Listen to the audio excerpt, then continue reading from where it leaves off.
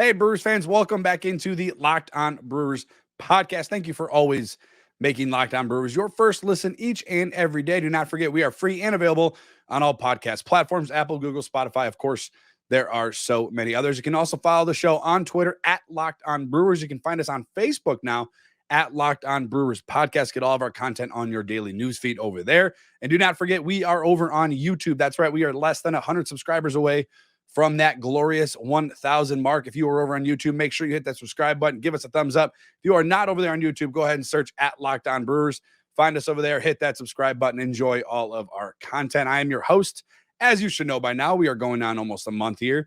My name is Brandon Snide. Like you, a fan with a mic in my face. I'm a lifelong and diehard Milwaukee Brewers fan. I'm actually recording this podcast from my home, just minutes away from American Family Field. You know it. I know it. We all know it as home to our Milwaukee Brewers. You can find me on Twitter at Brandon_Snide. I cannot tell you every time I start a show how much I appreciate your time and your patience and your energy regarding our Milwaukee Brewers. As always, Locked On Brewers is part of the Locked On Podcast Network, your team every day. And the Milwaukee Brewers, as I mentioned at the top, are bringing back a couple of old friends. Let's start with number one of the old friends, the 6'3" lefty reliever out of the pen, Alex Claudio, who last pitched for the Milwaukee Brewers in 2020. He also pitched for the Brewers in 2019. He is back with the Milwaukee Brewers on a minor league deal. That includes an invite to Major League Camp. Not going to completely restructure or reshape what the bullpen is going to be, but I do think it is a low risk, high reward for Alex Claudio. It is a cheap deal, relatively cheap, and it's going to be able to provide Craig Counsell and Matt Arnold with some flexibility and a left-hander who they don't have many of. And I think it's a decent signing. I don't mind that one bit, but we can't stop there. That's not all. The Milwaukee Brewers have also signed starting pitcher Wade Miley, who last pitched with the Chicago Cubs last year. He signs a 1-year, $4.5 million deal. Again, he did have some injury concerns a year ago in Chicago, the shoulder and the oblique, but he definitely gives you some options on the starting pitching front. That's without question, in my opinion. It's the first big league signing for the Milwaukee Brewers. And of course, in completely Brewers fashion, it is a former Brewer. I think that's on par there. Miley did have a decent last two seasons. And again, I did say he had some shoulder injuries last year, but he did post a 3.3 ERA over the past two seasons. And I will completely speculate here. I do not think that this is going to be set in stone. I do not think that this is something that the organization is obviously going to come out and tell us. This is just me completely going on my own opinion and speculating. But I think this move, although it does give you some relief on the back end of your starting rotation, does it have any effect on when we do see Robert Gasser? We'll talk about that a little bit later. It could.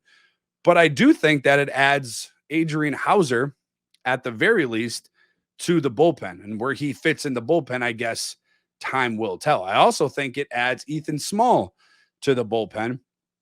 Maybe Jason Alexander. Now, look, with the signing of Wade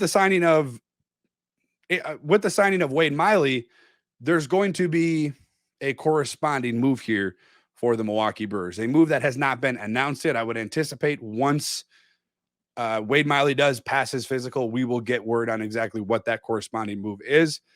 Don't be surprised if it's Jason Alexander. Again, just speculating, but I think that's a move that would make a lot of sense, especially if you're penning Wade Miley, if healthy, given he passes his physical, to the back end of your bullpen. Claudio, as we mentioned before, comes in with a 3.6 ERA over the course of 355 games. Again, career 3.6, also a career 1.297 whip. Again, that's walks and hits per inning, 1.297. And again, I've told you guys this before. And we're talking about pitchers, we're talking about analytics, we're talking about numbers. Whip and ERA are probably my two favorite. ERA, I think you guys all understand what ERA is. Whip, it takes some time to get used to. It's the walks and hits per inning. So 1.297 whip over the career for Alex Claudio. And again, if you look at his projection for 2023 on Baseball Reference, He is projected to have a somewhat decent year if you look at the course of the career of Alex Claudio. According to baseballreference.com, he is slated to pitch a total of 30 innings for the Milwaukee Brewers with a 4.2 ERA and a 1.3 whip. So basically, career averages for Alex Claudio. The Milwaukee Brewers also made another move. Okay, so we did one, Wade Miley. We did two. That was Alex Claudio, two former Brewers, now current Brewers. But they also made a move within the division, trading for former Pittsburgh Pirate Bryce Wilson. The Brewers did give cash consideration for Bryce Wilson. Wilson, who is a former fourth-round pick out of Orange High School, a big dude, 6'2", 250. I mean, he's a solid dude, throws right-handed, mostly a starting pitching, at least over the course of 2 years. The past 2 years has a 5.5 ERA over the span of 232 innings. Now, I'm going to read a quote here from President of Baseball Operations, Matt Arnold, and this is a quote regarding the Bryce Wilson trade, and he says, quote, "We are happy to acquire Bryce. He is a former top prospect with good pedigree and has the opportunity to compete for a spot on our opening day roster. He is still young with major league experience as both a starter and reliever, and we believe he can be a solid depth addition to our pitching unit." Again, kind of a common phrase here. Let's say it again. Solid depth addition. And I think that's what Alex Claudio is as well. So we cannot say the Milwaukee Brewers aren't making moves. It has sure been a busy offseason. And these moves, again, won't make or break a season, but they aren't bad moves either. I think when you add Alex Claudio, Bryce Wilson, they're depth pieces. Wade Miley can be viewed as a depth piece, maybe an insurance piece, given his health into 2023. You needed a lefty in the pen. And I think adding whatever you can to it, I would go a different route outside of Alex Claudio. But again, a minor league deal with a major league invite, it's not the end of the world. It adds depth, I suppose. And Wilson can kind of sort of be that multiple inning reliever if need be. He did it in 2020. I think if you remember when it was against the Dodgers, was it the NLCS in 2020? That year's kind of cloudy, but I think it was 2020 when he was with Atlanta and he went against Clayton Kershaw and actually went, I believe it was 4 or 5 innings against Clayton Kershaw, kind of head to head over there in the playoffs, and only gave up 1 run. So again, just adds depth to what we already know as a very flexible manager in Craig Counsell. And he loves having his flexibility when it comes to pitching, when it comes to fielding, when it comes to literally anything. I think we can all agree that Craig Counsell loves his flexibility. With that being said, the Brewers have brought in 2, I guess, newish faces. We talked about it, Wade Miley. We talked about Alex Claudio. They bring in Bryce Wilson. Can they bring in any more else? What else can they Milwaukee Brewers do? Well, you guys asked, and I'm going to answer. So coming up next, it is Mailbag Thursday. But first, I know we are about to dive into the mailbag portion of the show. You guys ask all the fun questions. I have to go through all the answers, have a ton of fun doing it. But since you all asked so many great questions, I have a question for you. All right. Have you guys checked out betonline.net yet? If you haven't, time is ticking. It is your number one source for sports betting info, news, and analysis. Get the latest odds and trends for every professional and amateur league out there, from pro football to college bowl season. National championship is coming up. NBA season's here. College basketball is here. They've got it all at betonline.net. And if you love sports podcasts, again, you guys know the rule. Got to love this podcast first. You can find those on betonline.net as well. They're always the fastest and easiest way to get your betting info. Head to the website today or use your mobile device to learn more. Bet online, where the game starts. Thank you for making Locked On Brewers your first listen of the day. For your next listen, check out the Locked On MLB Prospects. Host Lindsey Crosby is a prospect encyclopedia, and he's going deep on the MLB stars of tomorrow. It is free and available wherever you get your podcast.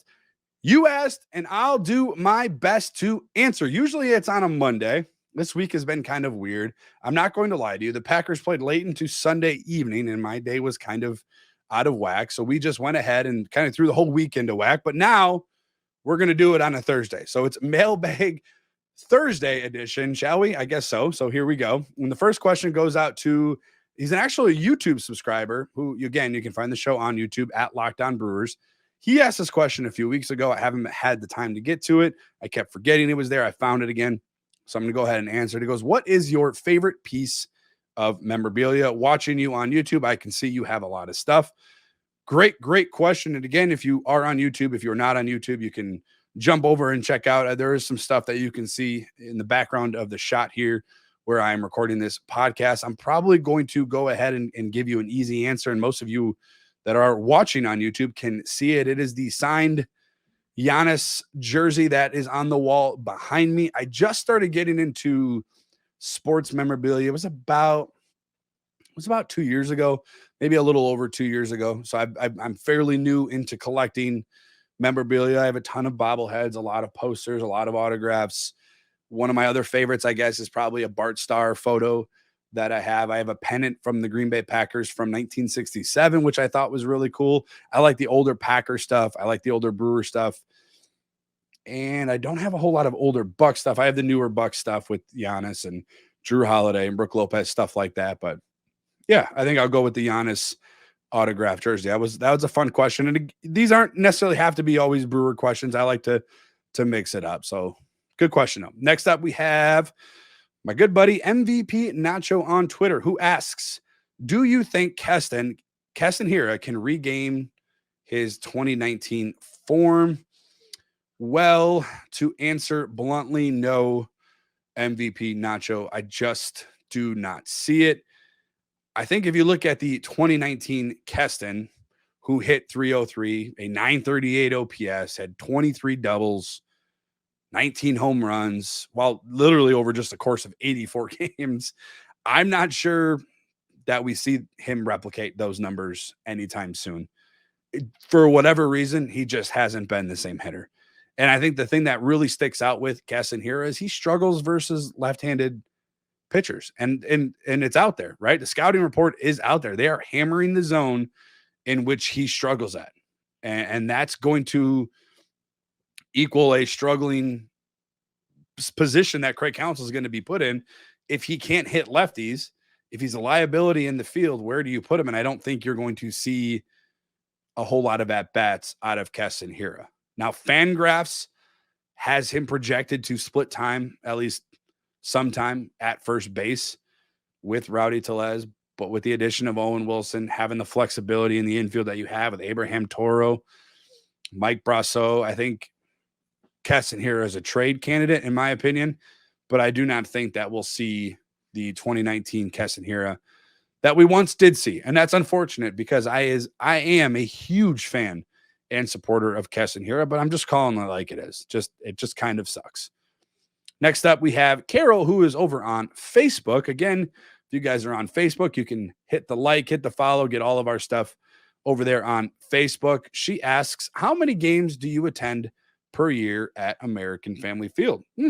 Well, I usually like to go to opening day, which is kind of hard for me. Work sometimes dictates that. And I do work for 620 WTMJ. I do work over there as a producer for WTMJ. So I'm kind of in work during opening day. So that's always kind of tough. Maybe working for WTMJ, voice of the Milwaukee Brewers, I could get some extra perks and go over there, but I'm pretty sure I'll be working. But usually I would say on average anywhere between 15 to 20 games per season. The COVID year threw things off, obviously. Last year, I think I was not there a whole lot last year. Last year was really busy. I got married last year. There was a lot of things going on. I bought my first Harley Davidson last year. So if you're a bike rider or you know of bike riders, that's where a lot of my free time went last year. I think this year will be a little bit different. I like to get out to 15, 20, 25 games. I don't have season tickets. I don't have the 10 pack or the 20 pack or anything like that. I just usually go where I see fit, where a game would be fun. But I do remember the first game. I was actually, speaking of going to games, it's a fun memory here. I was at the first game where American Family Field, I think it was Major League Baseball. It might have been American Family Field only. I don't remember the rules at the time, but it was when they allowed 50% capacity. And that at the time, remember, they started off at, I think it was 25 or maybe 10, something small. And then they went to 50. And that was like big news. And it sure was at the time. And I was a part of it. We went to the game. I think it was a Saturday night game. I took my son, took my nephew, and it was a blast. And it was great to just be back in there. And again, I like taking my kids throughout the summer. Obviously, tailgate is fun.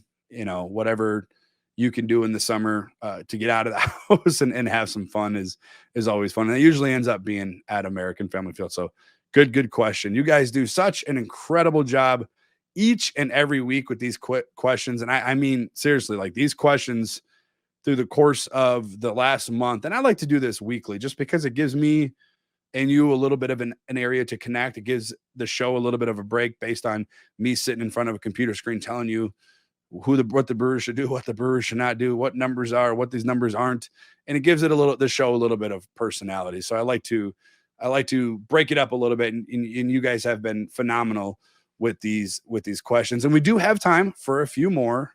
There's a few of you who are talking about a breakout story, who signs an extension, and more coming right up.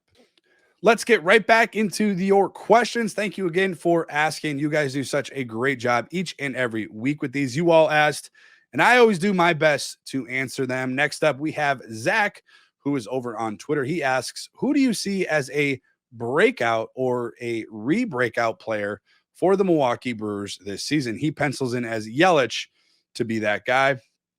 If you paid attention to, I believe it was the last episode, with the bold predictions for 2023. I agree there with you, Zach. I do think Yelich has a better season, but that is a great question. I mentioned this in a couple shows, I want to say last 2 weeks, and it kind of gave the answer. And my answer to this particular question is Jesse Winker. Now, I know he has to be healthy, and he obviously has to stay healthy.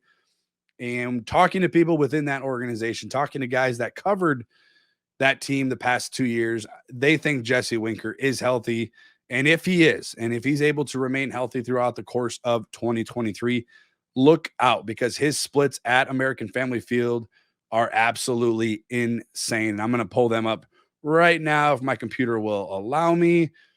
His splits at American Family Field, 344, 440, 491 with a 1.032 OPS over only the course of 32 games. But that's remarkable. 344 batting average, 440 on base. I will take that. A 491 slugging percentage. I'll take that. Again, with his numbers at American Family Field, they stick out to you. But I think the other thing that sticks out to me is against National League Central teams, his career consists of a 307 batting average, 404 on base percentage, with 40 home runs and over 100 RBIs against National League Central teams. That will play regardless of, who else is thriving in 2023. I think allowing Jesse Winker 81 games, and I know he won't play all 81, but allowing him, more than 32 games at American Family Field, and hopefully health will allow that. I think he's on pace to have a great season. So good question. Let's see here. How about Rich, who's over on Twitter. He asks, which minor leaguers do you think will the Brewers need to contribute for 2023? The offseason of minor leaguers. I love this question because whatever it is, we have to talk about it because it's a real thing here in Milwaukee. The youth movement is real. It seems to have a few that need to be contributors, at least for the Milwaukee Brewers to have success for 2023. I think most of us can agree with that. I think we need Bryce Terrain to hold down the fort at second base and need to have him show you what he did at AAA Nashville, have that be a little bit replicated here in Milwaukee. It sure would be helpful. You need Garrett Mitchell to kind of, emulate what he did a year ago up here in Milwaukee. Spent a couple months here in Milwaukee last season. You want to see, especially having him on the base path. That speed is undeniable. His defense is incredible. Clutch timing hits last year. You hope that he can have at least replicate a little bit of that going into this season. I think you're going to need that, especially if you figure something out with a Tyrone Taylor trade, maybe. Also kind of relates back to our just previous question. If Winker's not able to play consistently, if he turns out to be an injury concern, you need that outfield rotation.